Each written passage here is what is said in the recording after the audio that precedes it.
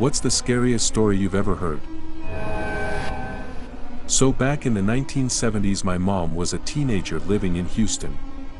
She and her 9 siblings lived in the Heights, which she says is a nice neighborhood now, but at the time was something of a slum. Her family was super poor. Anyways, my mom had a crush on one of her brother's friends. She was around 14 or 15 at the time, he was a few years older, but she was in love. His name was Mark. Well, around this time boys started disappearing from the neighborhood. They weren't leaving notes or telling anyone that they were leaving. The families were calling the police, but the police weren't doing anything about it. They decided that the boys had run away, and never really looked into it further. After all, these were poor kids living in a bad neighborhood, they ran away all the time. Life goes on. One day Mark disappears too. Meanwhile, my mom's younger brother is hitching a ride out to the beach to go fishing. He did this on a regular basis, and would bum a ride from anyone. On the way to the beach, the guy driving the car stops to fill up the gas tank. The guy working at the gas station, Mom says they called him Weird Larry, sees my uncle and asks who he's with. My uncle replies that he doesn't actually know the guy. Larry won't let my uncle go any further and makes him get out of the car. The driver goes on without him. Now then, 3 years have passed since boys started disappearing, and they finally find out what happened. A man had been paying 2 boys to lure teenage boys to his house, where he drugged them, strapped them to a wooden board, tortured them, raped them, and killed them. There were at least 28 victims, and Mark Scott was one of them. The only reason they found out was because the 2 teenagers murdered the serial killer, then told the police about all of the murders and led them to some of the bodies. And guess who picked up my uncle that day he was going fishing? There was this one R.L. Stine story that always freaked me out. They'll make up names and try tell the gist of it. There was this kid Jerry who had to go to hospital to have his tonsils out, so he's staying in a room with a few other beds. There's a kid in the bed next to him called Ben, except whenever someone calls him by his name he says, "I'm not Ben." Ben's mom tells Jerry it's because Ben has to have his leg amputated and he does not want to lose it. The night of Ben's surgery, the nurses come in to wheel Ben to the operating room, but they approach Jerry's bed. The chart here says Ben, says the nurse, and they start wheeling off Jerry. Jerry says, "But I'm not Ben." The nurse then says to the other, "Oh, he always says that apparently." Jerry then looks over to Ben's bed where Ben is sitting smiling. A girl in her teens gets called upon to babysit some kids on a Friday evening. Apparently she watches those 2 girls pretty regularly. Anyway, the parents leave for the evening and said they wouldn't be home until around midnight. The teenager puts the 2 young girls to bed around 9 p.m. She does what most people would do, goes downstairs and watches TV for a while. She watches TV for an hour or so, and by this point it's getting pretty late. She's in the living room on the main level. The TV sits in the corner of the room, with large windows on each side of it. Suddenly, she out of the corner of her eye sees what she thinks is someone walking by the window outside through the bushes. Naturally, she gets pretty freaked out. She ends up calling 911, and the police arrive.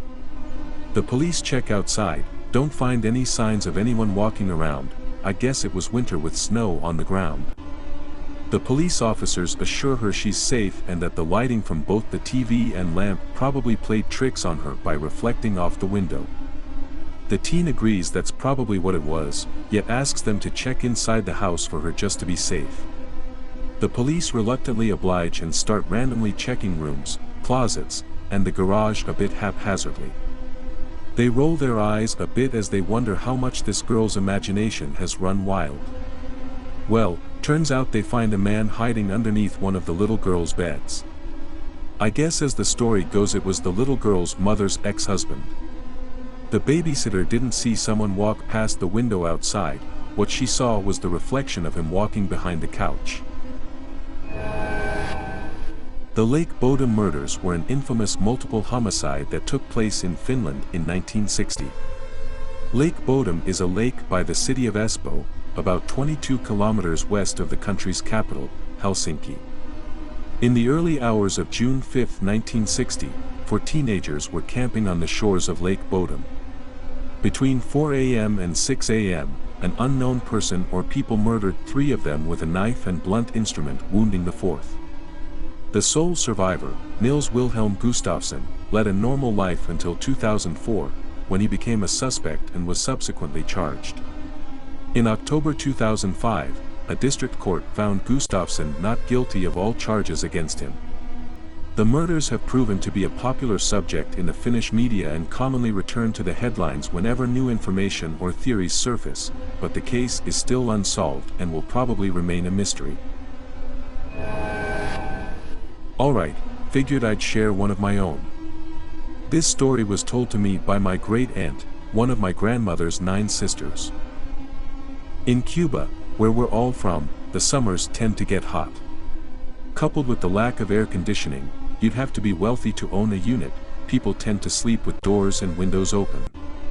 One night, my Aunt T was putting her grandchildren to sleep.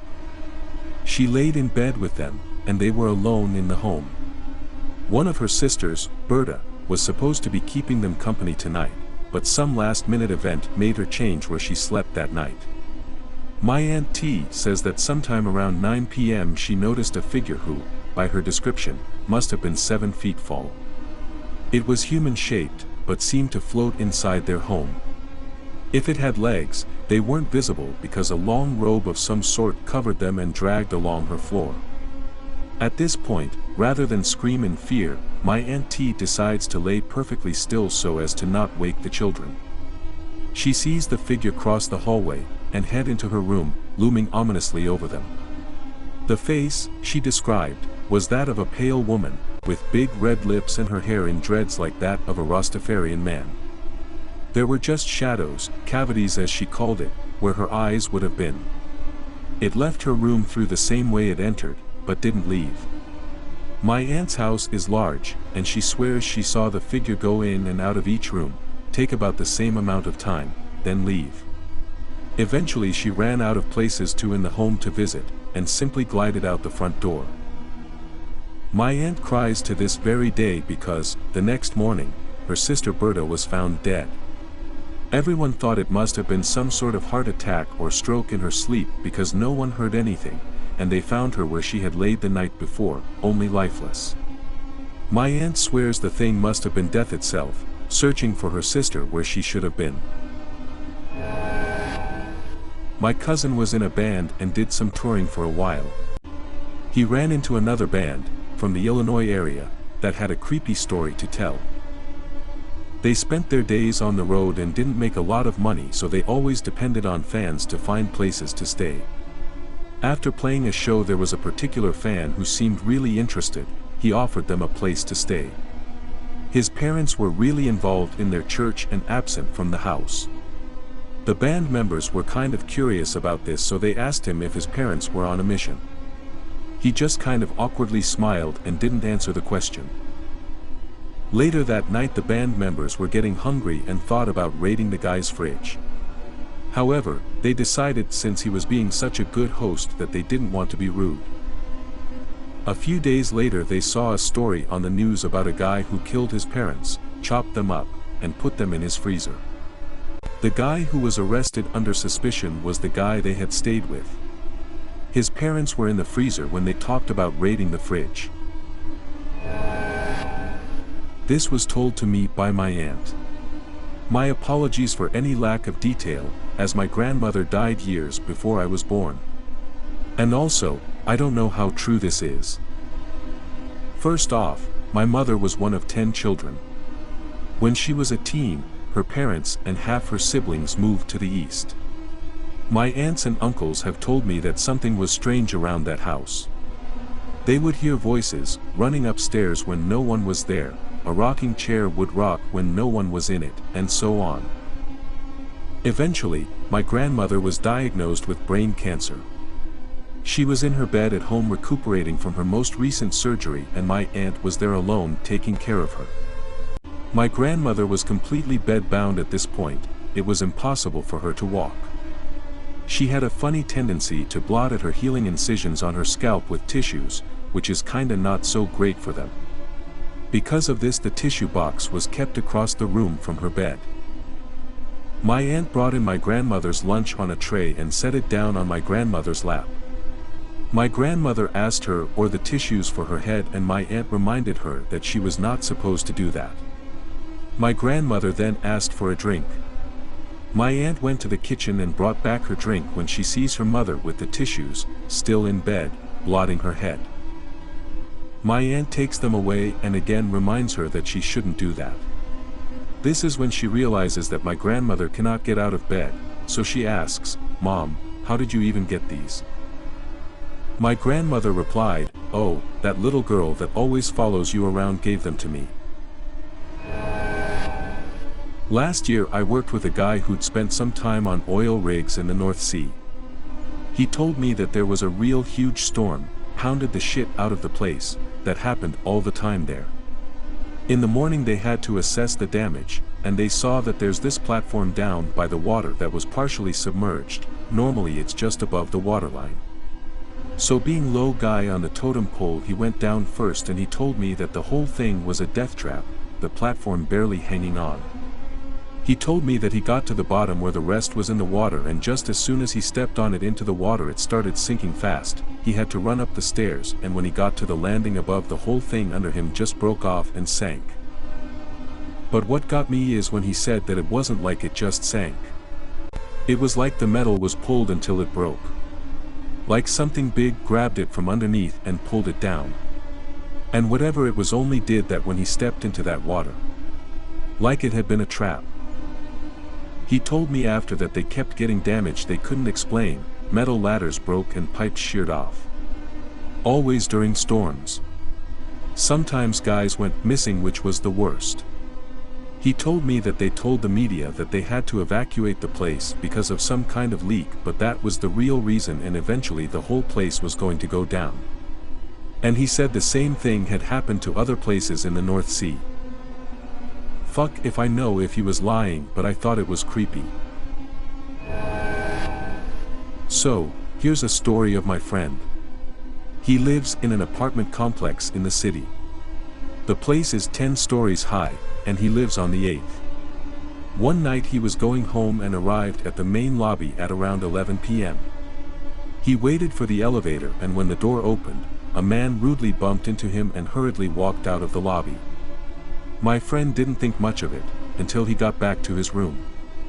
As he looked into his bathroom mirror to brush his teeth, he found bits of blood on the very shoulder the man had bumped. The next day was a Saturday, and he was getting ready for a date. He had just taken a shower when he heard a knock on the door. Peering through the eye hole, he saw a policeman. The policeman was a guy in his mid-40s, with short dark hair, with a shaved-off left eyebrow. The policeman asked through the door, "There was a murder last night at around 10:50 p.m. and I would like to ask if you saw anything in particular." My friend did see something in particular. He bumped into a man that bloodied his shoulder. But he replied, "No sir, I know nothing of the sort." My friend was already late for his date and didn't want to get involved. The policeman responded, "All right, thank you for your time," and left. My friend went to his date, and came back home later that day feeling a bit guilty. He lied to a police officer. Then he flicked on the TV and the news was talking about the murder at his apartment.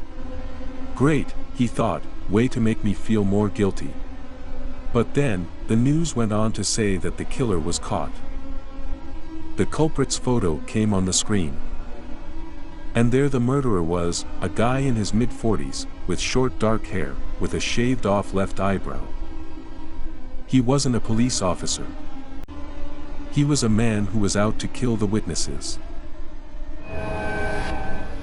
This is a true story. My grandfather, roughly 15 years ago, once woke my grandmother up at 4 a.m. with no shoes and bloodied feet. Naturally, she asked him what had happened. He was very confused and could not really comprehend what happened to him. What he told my grandmother frightened her so terribly. He said that he was woken up at about 12 a.m. at night, by a bright light and strange noises. The next thing he knew, he was in a small town about 5 miles from his house. He walked home, disorientated, barefoot for those 5 miles in the cold winter. His feet were cold and numb and bloody. My grandmother asked who took him away. He could not answer, his mind froze up. Still haunts the shit out of me not knowing what happened. Forgive me if I get this wrong, it is a true story I read a while ago that made my blood run cold. A Redditor was remembering her childhood. She and her brother were playing in the home, her mother and aunt in the kitchen making lunch. As the kids were running around the house playing, the girl sees an old woman sitting in the living room. The old woman looks up at the girl and smiles, and the girl can still hear her mother in the kitchen, her brother playing outside. The old woman, still smiling, beckons the girl over to her chair and says, "Sweetie, your mother is very tired of taking care of you. She is tired and sick of having you around the house. Nobody here wants or loves you, and you have to come with me. You are going to live with me now." The old woman reaches out to grab the girl's arm, when the mother calls from the kitchen. The girl runs into the kitchen and tells her mom in tears about the old woman in the living room. They go look and the woman is gone. It's late. There are 3 people on a subway train sitting in a row. 2 men and a woman in the middle. A teenage gal walks on the subway and sits across from the 3 strangers. The woman in the middle has an expressionless look on her face while the 2 men are staring directly into the teenager's eyes. Shortly after, a businessman enters the subway and sits next to the teenager.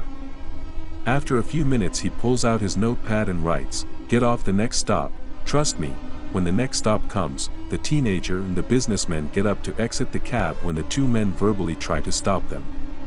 When they get off, the man explains to the teenager that the woman in the middle of the 2 men was dead and they were after her next. Heard this when I was in 7th grade. Always freaked me out.